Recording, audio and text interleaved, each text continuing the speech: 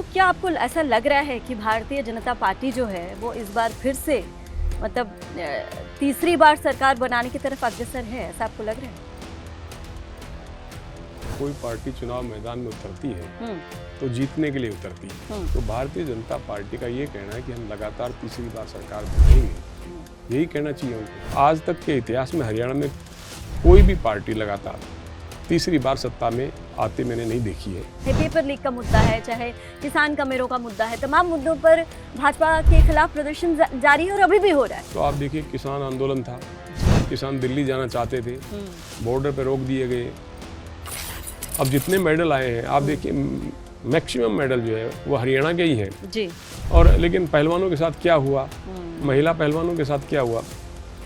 दुष्यंत को मैं अभी सुन भी रही थी, इनफैक्ट कल भी उनकी बाइट आई और वो इस बार भी यही कह रहे हैं कि हम ही होंगे जो सरकार बनाने में महती भूमिका निभाने वाले हैं। मैं कहता हूं कि दुष्यंत चौटाला के पास उम्र है, हाँ, देवीलाल परिवार से आते हैं, तो ऐसा नहीं है कि वो राजनीति में फिनिश हो गए। इनेलो को आप कहाँ खड़ा पा रहे हैं इन सब के बीच में? जो देवीलाल या चौधरी ओम प्रकाश चौटाला का परिवार एक नहीं होता है, राजनीतिक तौर पे मजबूत होने की स्थिति सही बात, संदेह में। 4000 दावेदार सामने आ गए हैं, तो इसको आप कैसे देख रहे हैं चुनावों में? चौधरी उदय भान जो प्रदेश कांग्रेस के अध्यक्ष हैं, हाँ, उन्होंने ये कहा है कि हमारे पास 40 के आसपास जो है हाँ, पूर्व विधायक या हाँ, विधायक हाँ, कांग्रेस में शामिल हो चुके हैं कि जैसे ही टिकटों की अनाउंसमेंट होगी और भगदड़ मचेगी, तो जो भगदड़ मचेगी उसमें पूर्व विधायक जो होंगे उनको हो सकता है टिकट तो उनको चाहिए, चुनाव तो लड़ना है उनको, हर हाल में कांग्रेस से नहीं लड़ेंगे, दूसरी पार्टी से लड़ेंगे और दूसरी पार्टियां तैयार बैठी हैं उनको टिकट देने के लिए। लेकिन कांग्रेस भी इस बात को जानती है, कांग्रेस शायद टिकटों की अनाउंसमेंट उस समय करेगी जब किसी के पास कोई भागने की संभावना ही नहीं होगी।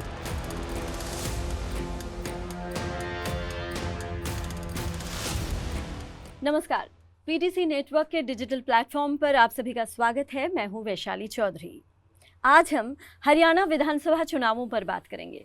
विधानसभा चुनावों से पहले राजनीतिक सरगर्मियों पर बात करेंगे तमाम राजनीतिक पार्टियों की, उनके इतिहास की, इस विधानसभा में उनके चुनौतियों की, तमाम मुद्दों पर बात होगी और उसके लिए जो सटीक शख्सियत हो सकते हैं इस वक्त हरियाणा की पॉलिटिक्स, हरियाणा कि आबो हवा, इन तमाम मुद्दों पर बात करने के लिए वो हैं वरिष्ठ पत्रकार बलवंत तक्षक जी। उनके बारे में क्या कहूँ, कुछ ऐसे कीर्तिमान हैं उनके अपने पूरे करियर में, उनके अनुभव कुछ इस तरह से हैं कि हरियाणा की राजनीति की अली गली जो है वो उनसे अछूती नहीं है। तो चलिए सीधे हम तक्षक सर की तरफ रुख करेंगे। सबसे पहले सर आपका बहुत बहुत स्वागत है हमारे इस पॉडकास्ट में। सर, हरियाणा की राजनीति जो है वो शुरू से ही बड़ी इंटरेस्टिंग रही है, मतलब तमाम मिर्च मसाला लगा के हरियाणा की राजनीति को जाना जाता है, ऐसा ही रहता है। शुरुआत हम इस चीज़ से करेंगे क्योंकि सत्तारूढ़ सरकार जो है वो भारतीय जनता पार्टी की है। तो क्या आपको ऐसा लग रहा है कि भारतीय जनता पार्टी जो है वो इस बार फिर से मतलब तीसरी बार सरकार बनाने की तरफ अग्रसर है, ऐसा आपको लग रहा है? देखिए वैशाली, जब कोई पार्टी चुनाव मैदान में उतरती है तो जीतने के लिए उतरती है और हालात चाहे जैसे भी हों, कोई पार्टी ये नहीं कहती कि हम सत्ता में नहीं आएंगे। तो भारतीय जनता पार्टी का ये कहना है कि हम लगातार तीसरी बार सरकार बनाएंगे, यही कहना चाहिए उनको। और पूरी पार्टी आला कमान से लेके स्टेट इकाई तक बार बार हर जगह इसी बात को दोहरा रही है। लोगों के दिमाग में इस बात को बैठाने की कोशिश है कि हम फिर से सत्ता में आ रहे हैं। लेकिन मतदाता जो है सबकी सुनता है और 1 अक्टूबर को जब मतदान करेगा तो अपनी सबकी सुन के अपनी मर्जी से करेगा। मुझे तो आज तक के इतिहास में हरियाणा में कोई भी पार्टी लगातार तीसरी बार सत्ता में आते मैंने नहीं देखी है। अच्छा, भारतीय जनता पार्टी का दावा है, अच्छी बात है, उनको दावा करना चाहिए। कौन सी ऐसी पार्टी है जो दावा नहीं करी? कांग्रेस करी, हम कंफर्टेबल मेजोरिटी के साथ सत्ता में आएंगे। इनेलो बसपा के साथ समझौता करके हम सत्ता में आएंगे कह रहे हैं। और जो आज़ाद समाज पार्टी के साथ जननायक जनता पार्टी ने समझौता किया है, उनका ये दावा है कि हम हरियाणा को युवा सरकार देंगे।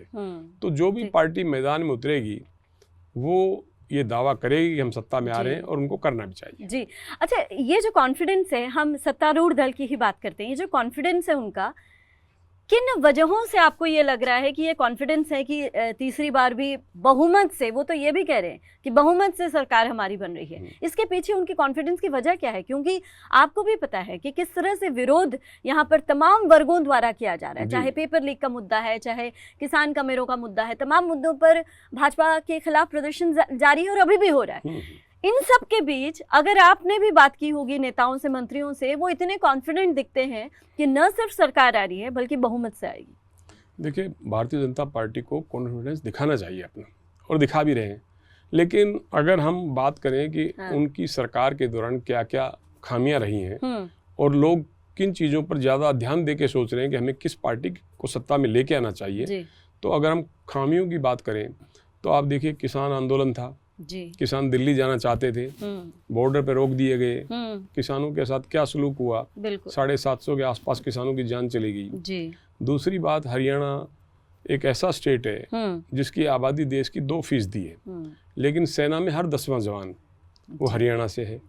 और दक्षिण हरियाणा जिसको अहिरवाल क्षेत्र कहते हैं हम, फौज में वहाँ के लोगों की बड़ी तादाद में भर्ती होती है। आप अगर सुबह 4 बजे निकलें घर से बाहर तो सड़कों पर आपको यूथ एक बड़ी तादाद में दौड़ते हुए मिलेंगे, क्योंकि उनको लगता है कि सरकारी नौकरी में पता नहीं नंबर आएगा कि नहीं आएगा, हम फिजिकली फिट होंगे, हमारी लंबाई ठीक होगी, हाइट ठीक होगी, दौड़ ठीक होगी, तो हम फौज में चले जाएंगे। तो वो भी भारतीय जनता पार्टी की सरकार ने जो 4 साल की नौकरी कर दी है, इससे दक्षिण हरियाणा जो 2 बार भाजपा की सरकार बनाने में महत्वपूर्ण भूमिका अदा कर रहा था, वहाँ भी थोड़ी निराशा का भाव है। अच्छा। और हरियाणा में फौज में भर्ती होने का एक वैसे ही शौक है, मतलब फौज में जाने को वो अपना गर्व समझते हैं, लेकिन वहाँ दिक्कत आ गई। तीसरा, हरियाणा खिलाड़ियों का प्रदेश है। आपने देखा होगा विनेश फोगाट ने जो ब्रजभूषण शरण सिंह जो MP थे और जो कुश्ती फेडरेशन के अध्यक्ष थे, तो उनके खिलाफ आंदोलन किया और प्रधानमंत्री जी कह रहे थे कि महिलाओं के प्रति अपराध अक्षम्य है और इसमें जो साथ दे उसके खिलाफ भी सख्त कार्रवाई होनी चाहिए, नज़ीर पेश करनी चाहिए इस मामले में। द्रौपदी मुर्मू हमारी जो राष्ट्रपति जी हैं, उन्होंने भी कहा है। लेकिन दिल्ली की सड़कों पर हमने जो महिला पहलवानों के साथ पुलिस की जो बर्बरता देखी थी और इस बुरे हालात में विनेश फोगाट ने जो प्रदर्शन किया, वो आपको मालूम है। तो मैं समझता हूँ कि फौज की नौकरियाँ का वो चाव अब खत्म हो गया है। किसान निराश परेशान था, उसको MSP पर 3 काले कानून आए, 1.25 साल से ज़्यादा आंदोलन किया, उनको आश्वासन दिया गया, लेकिन अभी तक स्थिति वैसे की वैसी है। जो हरियाणा अब जितने मेडल आए हैं, आप देखिए मैक्सिमम मेडल जो है वो हरियाणा के ही हैं।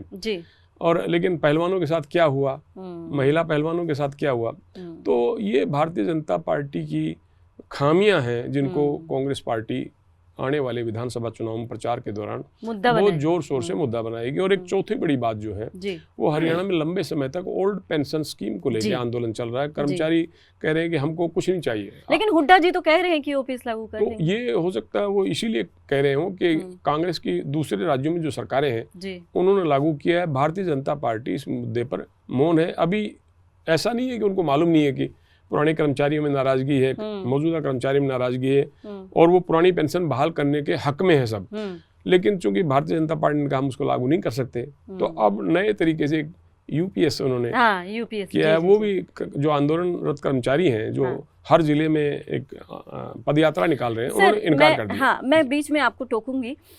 जो आम पेंशन धारक है या पेंशन का जो इच्छा रखता है, उसके लिए वो जो OPS की मांग कर रहा है, उसको अगर UPS मिल रहा है तो क्या वो उससे लाभान्वित हो पाएगा? अगर आम जनता को आप समझाना चाहें कि OPS के बदले अगर UPS आपको सरकार दे रही है तो आप इन तरीकों से उससे लाभ पा सकते हैं या इस तरीके से हानि हो सकती है, थोड़ा आप समझाएंगे? लेकिन मैं आपको ये कहूँगा कि हमसे ज़्यादा बेहतर वो कर्मचारी समझता है जिसने सर्विस तो है ही है।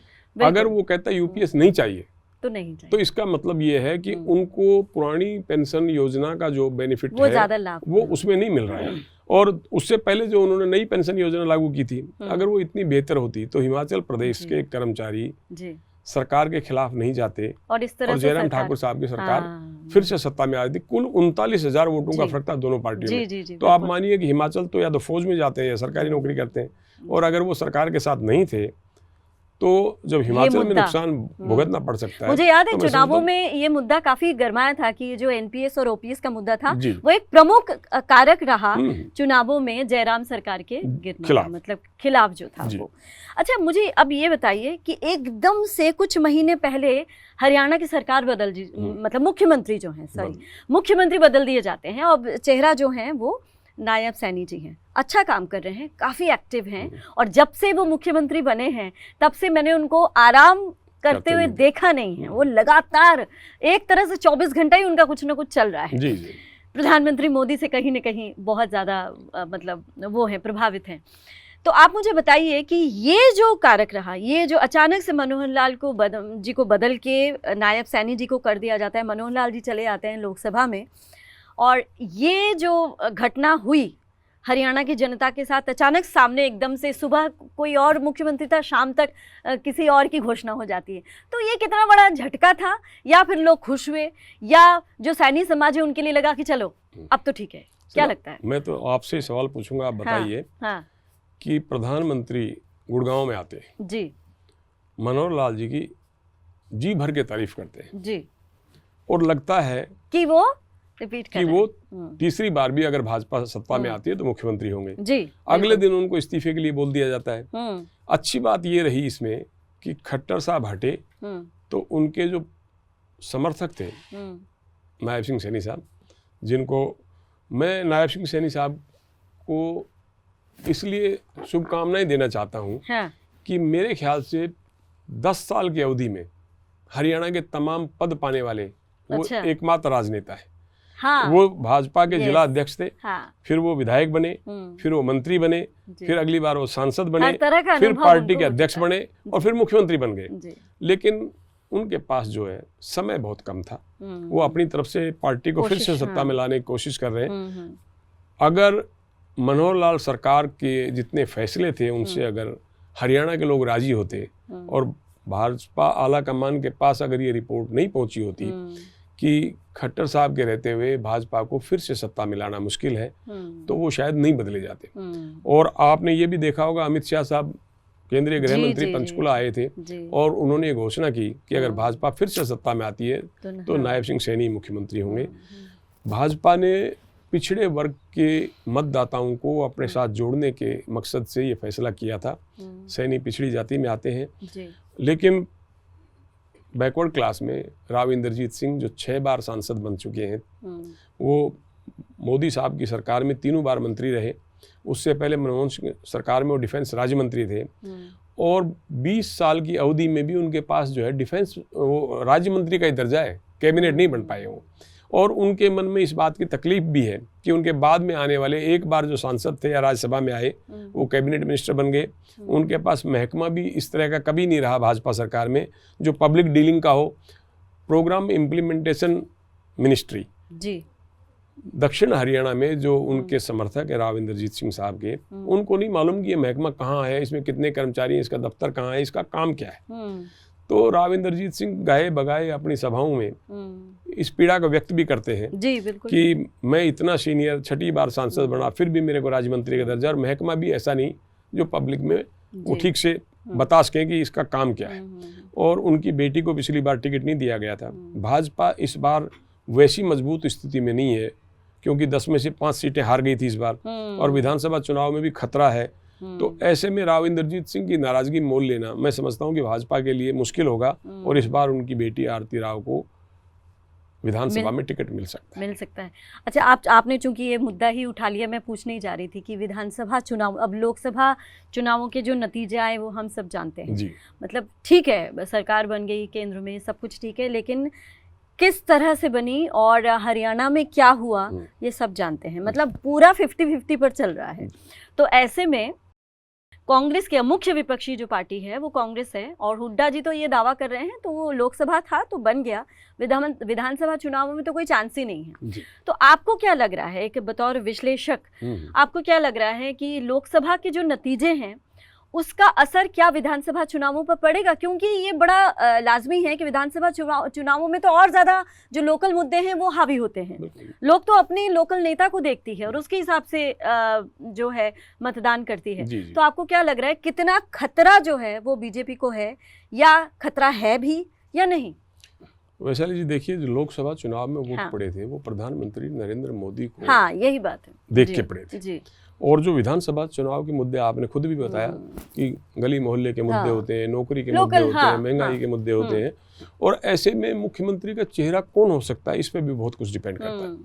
तो हरियाणा जो युवा है हरियाणा के, उसमें देश में हरियाणा में बेरोजगारी भी नंबर 1 है, नौकरियां नहीं मिल रही हैं। ये कांग्रेस का आरोप है, और कांग्रेस का आरोप है कि जो निगम बनाया गया था नौकरियां देने के लिए, उसमें कच्ची नौकरियां दी गई, तनख्वाह पूरी नहीं मिलती, कभी भी उनको नौकरी से निकाला जा सकता है।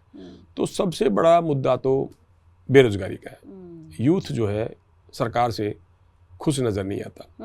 दूसरा मुद्दा ये है कि महंगाई इतनी बढ़ी है, जो महिलाएं जो है उनकी रसोई का बजट बिगड़ गया। तीसरा, अगर खट्टर सरकार के फैसले इतने ही अच्छे थे, जो वो कहते हैं कि हमने हर चीज पोर्टल पे ला दी है, तो भाजपा के कुछ लोग ये कहते हैं कि साहब फिर वोट भी पोर्टल से ले लो।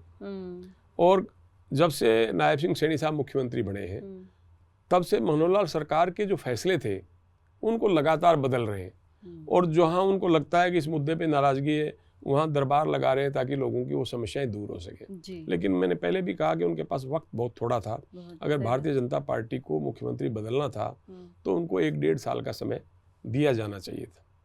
और दूसरा, बैकवर्ड क्लास की जो बात की, तो उसमें कृष्णपाल गुर्जर जो केंद्रीय मंत्री हैं, 3 बार सांसद रहे, हरियाणा में कैबिनेट मिनिस्टर रहे, पार्टी के अध्यक्ष रहे, सारे पद उनके पास भी रहे, लेकिन बैकवर्ड होने के बावजूद उनको चीफ मिनिस्ट्री की कुर्सी नहीं मिली। वो अपने बेटे के लिए टिकट की अब ट्राई कर रहे हैं विधानसभा के लिए। मुझे लगता है कि जो भाजपा पहले ये कहती थी कि एक परिवार एक व्यक्ति, मतलब टिकट उसके रिश्तेदार को नहीं मिलेगा, तो इस बार भारतीय जनता पार्टी की जो स्थिति है वो करना पड़ेगा, वो उनको कृष्णपाल गुर्जर के बेटे को भी देना पड़ेगा, हो सकता है धर्मवीर सांसद है उनके बेटे को भी देना पड़े, हो सकता है राविंदरजीत सिंह की बेटी को भी टिकट देना पड़े।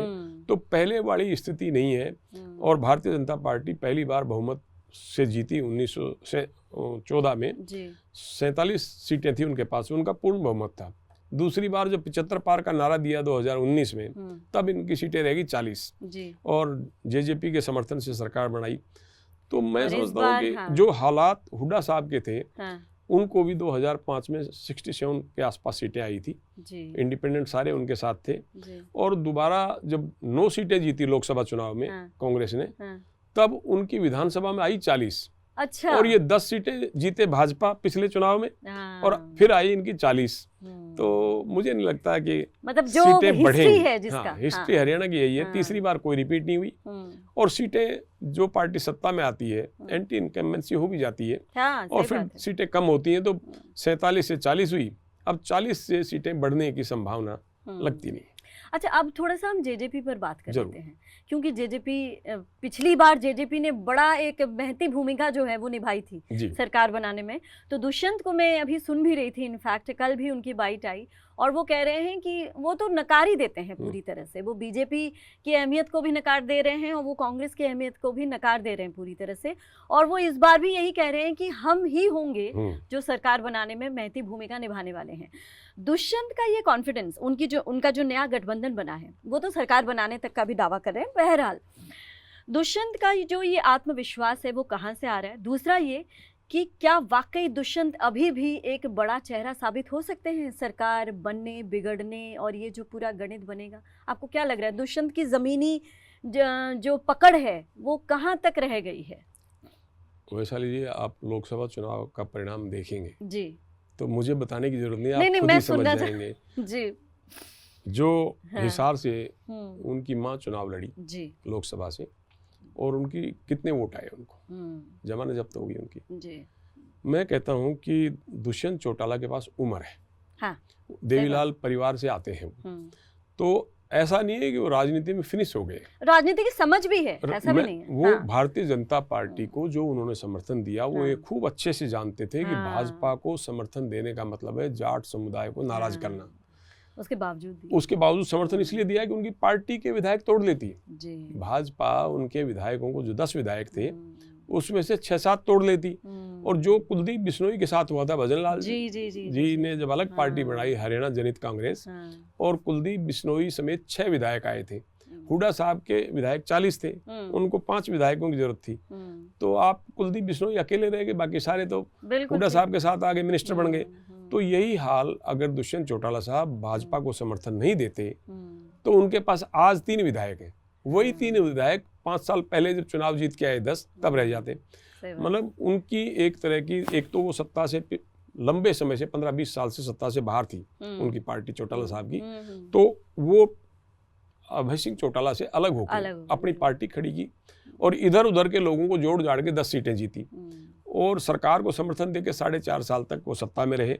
अगर समर्थन नहीं देते तो आप मान के चलें कि 2-4-6 महीने में विधायक उनको छोड़ देते। तो उनकी मजबूरी कह लो या समझदारी कह लो, 4.5 साल उन्होंने सरकार में हिस्सेदारी निभाई, अपना एक कद और ऊंचा किया और लोकसभा चुनाव में उन्हें मालूम था और राष्ट्रीय स्तर पर भी पहचान बनाई। हाँ, निश्चित तौर पर वो सबसे छोटी उम्र के सांसद थे। बिल्कुल। और अब उसके बाद क्या हुआ कि उनको मालूम था कि लोकसभा चुनाव में हमें अच्छा परिणाम देखने को नहीं मिलेगा, लेकिन ये भी है कि लोगों का जो गुस्सा था वो लोकसभा चुनाव में उस पार्टी के प्रति निकल गया। अब कुछ विधानसभा चुनाव में गुस्सा निकल जाएगा तो वो फिर मैदान में खड़े हो जाएंगे और मजबूती के साथ फिर मतलब एक तरह से अपनी पार्टी का जनाधार बनाने की कोशिश करेंगे। अभी तो क्या है, लोकसभा चुनाव के बाद उन्होंने फील्ड में सक्रिय हुए और विधायकों ने पार्टी छोड़नी शुरू कर दी। यानी कि जो अब तो बहुत बुरे हालात हो चुके हैं। वो जो एक मैसेज जाना चाहिए था कि पार्टी फिर से मजबूत हो रही है, वो उन्हीं के विधायकों ने उस मैसेज को नहीं जाने दिया। और विधानसभा चुनाव में उनकी एक तरह से ये परिस्थितियां ऐसी हैं कि उनको चंद्रशेखर जी की पार्टी है आजाद समाज पार्टी, उनके साथ समझौता करना पड़ा है। 20 सीटें उनको दी हैं, 70 पे ये लड़ेंगे। लेकिन इस बार का चुनाव परिणाम मुझे नहीं लगता है कि उनके लिए कोई बहुत बेहतर परिणाम लेके आएगा। आने वाले समय में तो देखिए राजनीति में कुछ नहीं कह सकते। सही बात है, बिल्कुल ठीक है। इनेलो को आप कहाँ खड़ा पा रहे हैं इन सब के बीच में? अभय चौटाला कहीं न कहीं हाशिए पर जाते हुए दिखाई दे रहे हैं पिछले कुछ समय से।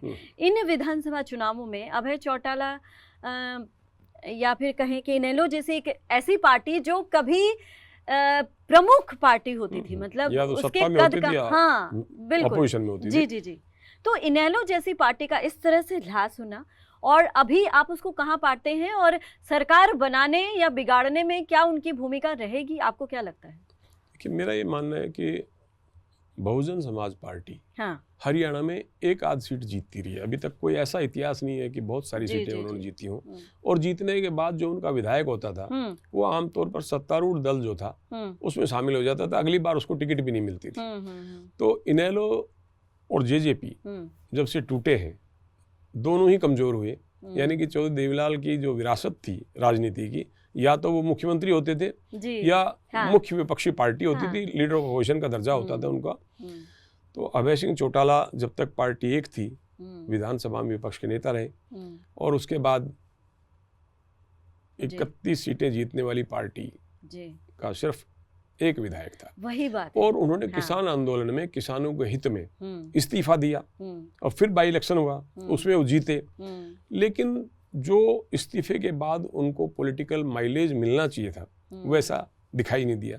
तो मैं तो ये मानता हूँ कि जब तक चौधरी देवीलाल या चौधरी ओम प्रकाश चौटाला का परिवार एक नहीं होता है, पार्टी के थोड़ी राजनीतिक तौर पे मजबूत होने की स्थिति सही बात है, संदेह में। जी। कांग्रेस में मतलब उम्मीदवारों की जो दावेदारी है, उम्मीदवारी के लिए जो दावेदारी है, वो बड़ी लंबी गिनती हो गई है। जी। मतलब ये भी एक खबर बन गई है कि इतनी बड़ी तादाद में लोग दावेदारी जता रहे हैं।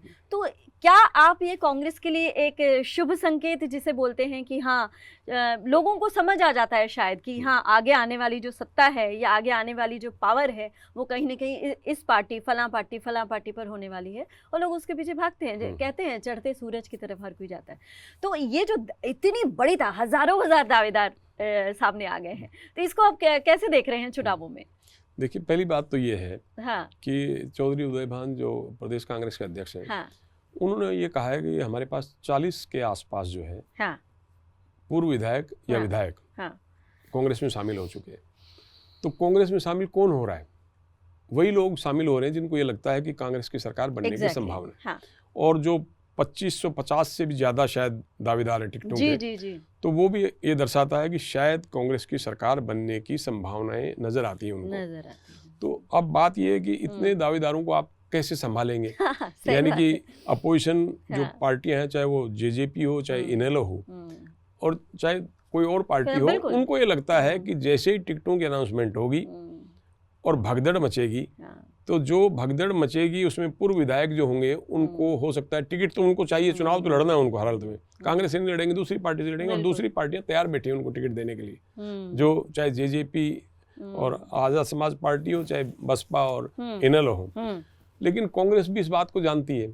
कांग्रेस शायद टिकटों की अनाउंसमेंट उस समय करेगी जब किसी के पास कोई भागने की संभावनाएं नहीं होंगी। दूसरा, कांग्रेस की ये मैनेजमेंट भी इस चुनाव में साबित होगी कि कैसे टिकट के दावेदारों को, टिकट तो एक को मिलनी है, बाकी दावेदारों को कैसे संभालती है, क्या भरोसा दिलाया जाता है उनको कि सत्ता में आने के बाद किसके लिए क्या करेंगे। इस भरोसे से कैसे अपने पार्टी से बाहर जाने से रोकेगी और कैसे भीतर घात ना हो वो कांग्रेस की मदद करें। यही कांग्रेस की मैनेजमेंट इस चुनाव में देखने को मिलेगी। और ये बात आपने जो कही कि मैनेजमेंट, कांग्रेस की मैनेजमेंट को लेकर ही सवाल कई बार उठे हैं कि वो मैनेज ही नहीं कर पाती और जिस वजह से असंतोष फैलता रहा है। क्या आप इस बात को मानते हैं कि वाकई कहीं ना कहीं उस मैनेजमेंट की, एटलीस्ट प्रदेश कांग्रेस की हम बात करेंगे चूंकि हम हरियाणा की बात कर रहे हैं, आप कहाँ पाते हैं कांग्रेस की मैनेजमेंट की जो पॉलिसी है उसको? मैं वैशाली जी आपको ये कहूँगा कि अखबारों में खबरें छपना ठीक है कि गुटबाजी है और दिखती भी है हमको, बिल्कुल कभी कभी, लेकिन आप ये बताओ कि कांग्रेस में क्या किसी की महत्वाकांक्षा नहीं होनी चाहिए कि वो चीफ मिनिस्टर बनेगा? बिल्कुल। पहले आदमी चाहता है कि मेरे को टिकट मिले, विधायक बनूं, फिर चाहता है मंत्री बनूं, फिर चाहता है मैं मुख्यमंत्री बनूं। तो कुमारी शैलजा 4 बार 5 बार सांसद रही हैं, राज्यसभा की मेंबर रही हैं, केंद्र में मंत्री रही हैं, पार्टी की प्रेसिडेंट रही हैं। तो अगर वो सोचती हो कि मैं मुख्यमंत्री बनूं तो इसमें गलत कुछ नहीं है। दूसरा, हुड्डा साहब 10 साल मुख्यमंत्री रहे, लीडर ऑफ अपोजिशन रहे, पार्टी के प्रेसिडेंट रहे, सांसद रहे, तो मुख्यमंत्री पद की दावेदारी लोगों को दिखती भी है और लोग मानते भी हैं कांग्रेस सत्ता में आई तो मुख्यमंत्री बनेंगे। लेकिन जो गुटबाजी की बात है, गुटबाजी वैशाली जी कांग्रेस में कोई नई बात नहीं है। गुटबाजी के रहते हुए कांग्रेस सत्ता में आती है और गुटबाजी के रहते सत्ता में नहीं भी आती है। तो आज की जो मौजूदा परिस्थितियां हैं, मैं सोचता हूँ कि गुटबाजी कांग्रेस के लिए फायदेमंद है। अच्छा, आप पूछेंगे कैसे? सही तो बात है। हरियाणा में जाट समुदाय और जो अनुसूचित जाति समुदाय है, ये दोनों अगर मिल जाए, अच्छा, तो मैं समझता हूँ कि किसी तीसरे समुदाय की वोट की कांग्रेस को जरूरत नहीं है, इतनी वोट परसेंटेज है इनकी। अच्छा। अगर शैलजा अलग से रैलियां करती हैं और चीफ मिनिस्टर बनती दिखती हैं अनुसूचित जाति के मतदाताओं को, तो एन ब्लॉक उनके पास वोट जाएगा। अच्छा। अगर जाटों को लगता है कि यार हमारा सत्ता पिछले 10 साल से खोई हुई है और हुड्डा साहब के रहते वो आ सकती है, तो जाट समुदाय इनके साथ जाएगा और दोनों जातियों का कांग्रेस को वोट मिलना सत्ता की गारंटी है। अच्छा। अब जो जेजेपी और आज़ाद समाज पार्टी है, दुष्यंत चौटाला जाट है, आज़ाद समाज पार्टी के चंद्रशेखर जो है वो अनुसूचित जाति जाते हैं। जी बिल्कुल। मायावती जी जो हैं वो अनुसूचित जाति से हैं और अभय सिंह चौटाला जाट समुदाय से हैं। यानी कि इधर भी वही अनुसूचित जाति और जाट, और जेजेपी में भी वही और कांग्रेस में भी वही। तो अब ये मतदाता की समझदारी है। हम तो समझते हैं मतदाता जब भी फैसला करता है अच्छा करता है। अब वो किसके साथ जाएंगे? वो उसी के साथ जाएंगे जिसकी सरकार बनती हुई नजर आती हो। चुनाव में वोट बांटने की जो कोशिशें होती हैं, हर आदमी अपनी एक राजनीति करता है, रणनीति बनाता है, तो उस रणनीति को मतदाता कितना स्वीकार करते हैं ये 4 अक्टूबर को आपको पता बिल्कुल बिल्कुल, इसमें तो कोई शक नहीं है। हमने भारतीय जनता पार्टी की कुछ एक खामियों के बारे में हम एकदम शुरू में जो चर्चा कर रहे थे, हम सिर्फ स्टेट स्पेसिफिक को रखते हुए अगर तुलनात्मक अध्ययन करें कि एक तरफ भारतीय जनता पार्टी की पॉलिसीज़ हैं और एक तरफ कांग्रेस की पॉलिसीज़ हैं और दोनों ही 10-10 साल का हो गया दोनों का, तो आप इन दोनों में किन की पॉलिसीज़ को जनहित में के ज़्यादा करीब पाते हैं? अब तक का जो कार्यकाल का इनका जो आपने बड़े गौर से वो किया होगा, मतलब जिसे बोलते हैं ना कि ऑब्जर्व किया होगा, तो आप जनहित में करीब इन दोनों में से किसकी पॉलिसी को ज़्यादा पाते हैं? मैं ये मानता हूँ वैशाली जी, कांग्रेस जो समझ रही है इस समय कि हमें पब्लिक के सामने क्या बातें रखनी चाहिए। अच्छा। एक तो उन्होंने कहा कि हम आते ही पहले साल में 1 लाख लोगों को पक्की नौकरियां दें। बिल्कुल। यानी कि कच्ची और पक्की नौकरी का आप महसूस कर सकते हैं कि हर आदमी चाहता है कि मेरी आगे की लाइफ जो है वो सुरक्षित हो और मैं परिवार का उस नौकरी के जरिए सिक्योर नौकरी हो, सीधी सी बात, ठीक से पालन पोषण कर सकूं। तो बड़ा मुद्दा तो नौकरी का इन्होंने निगम के जरिए पक्की नौकरियां नहीं दी और तनख्वाह भी उस हिसाब से नहीं मिली जिस हिसाब से पक्के कर्मचारी को मिलती है। तो लेकिन इधर भी जो सर ये कच्चे जो अनुबंधित कर्मचारी थे उनके लिए सीएम ने घोषणा की थी। घोषणा की, हालांकि वो उसमें लागू हो गया आचार संहिता और उसके बाद इम्प्लीमेंटेशन में थोड़ी नहीं, उन्होंने कहा 50,000 नौकरी देंगे हम। 3 महीने का उनके पास समय था। 50,000 नौकरी देने की बात क्यों की उन्होंने? कांग्रेस की बात को काटने के लिए कि हम 50,000 अभी देंगे, ये आएंगे तब देंगे। तो लेकिन वो दे नहीं पाए। चुनाव इलेक्शन कमीशन ने भी रोक लगा दी उस पर कि भाई आप रिजल्ट आने के बाद उसके बाद आपको जो आप कुछ भी कीजिए, जब तक आचार संहिता लगी है तब तक आप रिजल्ट जारी नहीं कर सकेंगे। तो पहली बात तो होगी रोजगार की।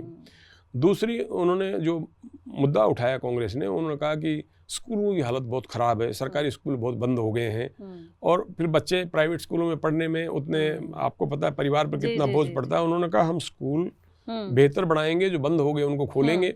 हम स्वास्थ्य सेवाएं चरमराई हुई हैं, डॉक्टरों की कमी है, हम आएंगे तो स्वास्थ्य सेवाओं को बेहतर करेंगे, स्कूल को बेहतर करेंगे और युवाओं को रोजगार देंगे और पुरानी पेंशन बहाल करेंगे। ये 4 मुद्दे कांग्रेस के पास हैं जो वो चाहते हैं कि इन मुद्दों पर जो लोग सुनेंगे, ध्यान देंगे, वो कांग्रेस को वोट डालेंगे।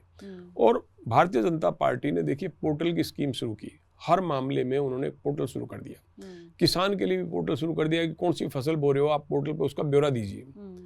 तो आज पोर्टल, मैं ये नहीं कहता पोर्टल खराब है जी। लेकिन गांव का आदमी अभी पोर्टल के लिए तैयार नहीं है जी। फिर जो सबसे बड़ा जो ब्लंडर मानते हैं लोग, वो ये मानते हैं कि जो आपने परिवार पहचान पत्र और प्रॉपर्टी आईडी बनाई वो बिल्कुल गलत बनाई है। अच्छा। मतलब जमीन किसी के नाम दिखा दी है, किसी की मान लीजिए 500 वर्ग गज का प्लॉट है तो वो अपने सर्वे से या सैटेलाइट के जरिए जो भी लोग उस कंपनी उसको देख रही थी उन्होंने उसकी जगह कम दिखा दी उसमें, तो आप उसको ठीक करवाने के लिए और काम छोड़ के उन्हीं चक्रों में पड़े हुए हैं। और नायब सिंह सैनी सरकार ने इस बात को समझा और जिला प्रशासन में तभी सभी जिलों में आदेश दिए गए कि ये दरबार लगा के जिनकी जो त्रुटियां हैं वो ठीक करो। यानी कि लोगों की जो नाराजगी थी वो भांप के भारतीय जनता पार्टी ने उनकी नाराजगी दूर करने का प्रयास किया। फैसले जो खट्टर साहब, कोई भी सरकार हो, मतलब फैसले ये सोच के नहीं लेती किसी का नुकसान हो, लेकिन इम्प्लीमेंटेशन में इतनी खामियां रह जाती हैं कि लोगों को तकलीफ झेलनी पड़ती है और लोगों ने तकलीफ झेली है। और उसकी नाराजगी को देखते हुए भारतीय जनता पार्टी ने इसमें सुधार करने की कोशिश की थी। अब लोग कितने राजी होंगे वो आपको चुनाव परिणाम से पता अच्छा, बस अब जाते जाते एक सवाल, हवा हमें बात करनी ही नहीं चाहिए लेकिन एक जनरल बात हम कर सकते हैं, हवा का रुख आपको क्या दिखाई दे रहा है? कि क्या असंतोष की भावना सरकार के खिलाफ दिख रही है लोगों में, या फिर मतलब जैसे एंटी इनकम्बेंसी हमने बात की अभी, क्या ऐसा कुछ लग रहा है? या फिर जैसे सीएम सैनी जी दावा कर रहे हैं कि नहीं, हवा का रुख जो है वो पूरी तरह से सरकार के प्रति ही है और वो दोबारा वापसी के लिए जनता जो है वो पूरी तरह से लग गई है। क्या आपको लग रहा है कि बतौर जर्नलिस्ट, एक वरिष्ठ विश्लेषक, राजनीतिक रणनीतिक पूरा एक जो आप समझते हैं उसके तौर पर न्यूट्रल तरीके से बताइए, क्या लग रहा है हरियाणा के राजनीति में फिलहाल कैसा माहौल है? मैंने तो वैशाली जी पहले ही कह दिया था कि हरियाणा के इतिहास में कोई भी पार्टी लगातार तीसरी बार सत्ता में नहीं आई। तो आप मतलब बल्कि मैं और आपको कहूँगी, हरियाणा का जो इतिहास है 66 से लेकर आज तक का, उसमें 3 बार ही आमतौर पर पार्टियां रिपीट हुई हैं सत्ता में जी। जैसे जब बांग्लादेश अलग हुआ जी, तब चुनाव में करीब 1 साल का समय बाकी था, जो बंसीलाल जी मुख्यमंत्री थे, उन्होंने विधानसभा भंग की और चुनाव करवाए। बांग्लादेश अलग बनने का लाभ कांग्रेस को मिला और वो फिर सत्ता में आए। इसके बाद हुड्डा साहब दोबारा सत्ता में आए, 2005 में आए, फिर 2009 में आए, लेकिन सीटें कम हुई। उस समय बंसीलाल जी की सीट बढ़ी थी। और तीसरी बार भारतीय जनता पार्टी सत्ता में आई 14 और 19 में, लेकिन सीटें इनकी भी घटी। तो तीसरी बार का तो अभी तक का हरियाणा के इतिहास में इतिहास है, जो आपने पहले भी बोला कि जैसा इतिहास है उस तरह से तो ये लग रहा है कि शायद इस बार। और सैनी साहब और पूरी पार्टी जिस तेजी से लगे हुए हैं, उधर दीपेंद्र सिंह हुड्डा, पूर्व मुख्यमंत्री भूपेंद्र सिंह हुड्डा हरियाणा मांगे हिसाब के नाम से, बिल्कुल, बिल्कुल। वो यही कह रहे हैं कि इन्होंने कुछ नहीं किया, हम बहुत कुछ करेंगे। और सैनी साहब कह रहे हैं हमने बहुत कुछ किया और आगे और बहुत कुछ करेंगे। सही बात है। तो कल तो वो बैलगाड़ी पर भी यात्रा कर रहे थे। जी, बड़ी रोचक तस्वीर आई थी कल बल्कि, और वो बड़ा वायरल भी हुआ। अभी आपको ये और बहुत देखने को मिलेंगे इस तरह की। सही बात है। इसीलिए कहते हैं कि स्पेशली हरियाणा, शुरू में ही जैसे मैंने कहा कि हरियाणा की राजनीति बड़ी इंटरेस्टिंग है। अगर कोई अंदर तक जाके समझना चाहे तो इतने सारे मुद्दे हैं, इतनी सारी बातें हैं कि वो खत्म ही ना हो, क्योंकि घटनाएं कुछ इस तरह की हुई हैं पिछले, मतलब इतिहास पर अगर नजर डालें, कुछ एक ऐसी रोचक घटना अगर आपको पता हो किसी एक ऐसी पार्टी के बारे में जो आप हमारे दर्शकों को बताना चाहते हैं। मैं तो आपको ये कहूंगा कि चौधरी देवीलाल जब 1987 में सत्ता में आए जी, तो 90 में से करीब 85 सीटें उनके पास थी। बहुत बड़ी बात। और इतना बहुमत आज तक किसी को नहीं मिला है। सही बात।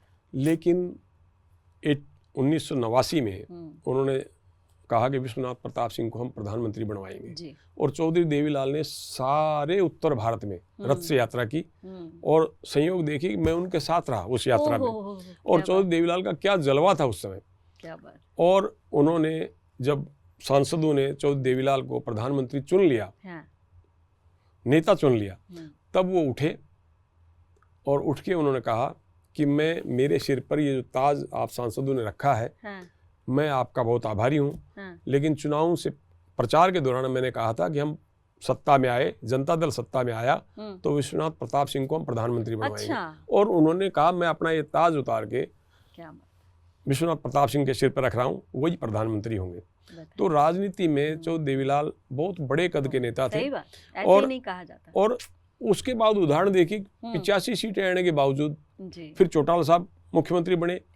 2 दिसंबर 89 को शायद वो मुख्यमंत्री, जहाँ तक मुझे याद है। फिर उन्होंने बाई इलेक्शन लड़ा महम से, और उसके बाद हालात ये बने कि 5 साल उनकी सरकार नहीं चली, बताइए, राष्ट्रपति शासन लागू करना पड़ गया। यानी कि इतने बहुमत के बावजूद किसी पार्टी की सरकार पूरे 5 साल ना चलना, वाकई इसी राजनीति की बात थी, इसी राजनीति बोलते हैं। बहुत बहुत शुक्रिया सर हमारे साथ जुड़ने के लिए और इतनी रोचक बातें हमारे साथ साझा करने के लिए। कई बार चीजें पता होती हैं, लेकिन आप एक जब दिग्गज के मुंह से सुनते हैं और उसके अंदर की बातें सुनते हैं तो आपको एकदम से सारा ताज़ा हो जाता है, क्योंकि हम पढ़ते तो रहते ही हैं कि कहाँ पे क्या कब क्या हुआ था, लेकिन जब आप जैसे लोग इस मुद्दे पर बात करते हैं तो उसकी बात ही कुछ और होती है। बहुत बहुत शुक्रिया सर। शुक्रिया। तो ये था पॉडकास्ट सीरीज हरियाणा विधानसभा चुनावों की राजनीति, जैसे हमने पहले ही कहा कि बड़ी रोचक है, और इसी तरह की रोचक बातों के साथ एक बार फिर से हम आपके सामने हाजिर होंगे। तब तक के लिए इजाजत दीजिए, नमस्कार।